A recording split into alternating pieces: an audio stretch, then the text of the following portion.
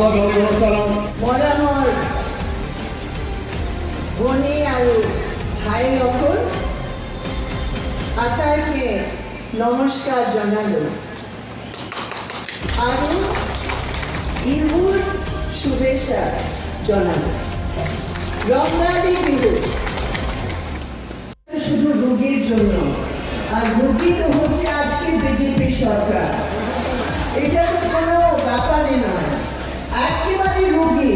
First phase election হয়ে গেছে হিন্দুস্তানে, আর এরকম রোগীর অবস্থা আছে কি যাতে আমার পার্টির প্রতীক কাশী হাতুড়ি করার চিনত আপোনালোকে আমাক ভোট দি জয়যুক্ত কৰিব।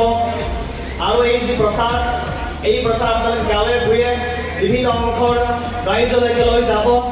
এই আবেদন আমি আপোনালোকলৈ বিনম্ৰভাৱে ৰাখিছোঁ। ইতিমধ্যে যোৱা সময়ছোৱাৰ যি ৰাজনৈতিক পৰিস্থিতি, সেই সম্পৰ্কে আপোনালোকৰ এই চৰকাৰৰ ভুল নীতিৰ ফলত ছাত্ৰ যুৱ বন্ধুসকল শুধু রোগীর জন্য, আর রোগী তো হচ্ছে আজকে বিজেপি সরকার। এটা তো কোনো ব্যাপারই নয়, একেবারে রোগী। ফার্স্ট ফেজ ইলেকশন হয়ে গেছে হিন্দুস্তানে, আর এরকম রোগীর অবস্থা আছে কি যতবার এটা লড়াই। पिछले 5 साल जो बीजेपी और आरएसएस ने हमारे देश की बुनियाद पर, हमारे देश की संविधान पर, हमारे देश की, ये क्या है सिटीजनशिप अमेंडमेंट बिल? ये तो बर्बाद कर लेगा पूरा असम को। ये क्या है एनआरसी का रजिस्टर?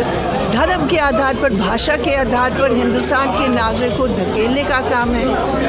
तो इसलिए ऐसे इलाके में ये ज़रूरी है आज के चुनाव में कि यहाँ के गरीबों की जो बुनियादी समस्याएं हैं उसको उठाने के लिए। अभी जो आपके एमपीज़ रहे हैं पिछले 15 साल, वो फेविकॉल मुंह पर लगाकर कोई बोडो का सवाल नहीं किया, कोई नॉन बोडो का सवाल नहीं किया।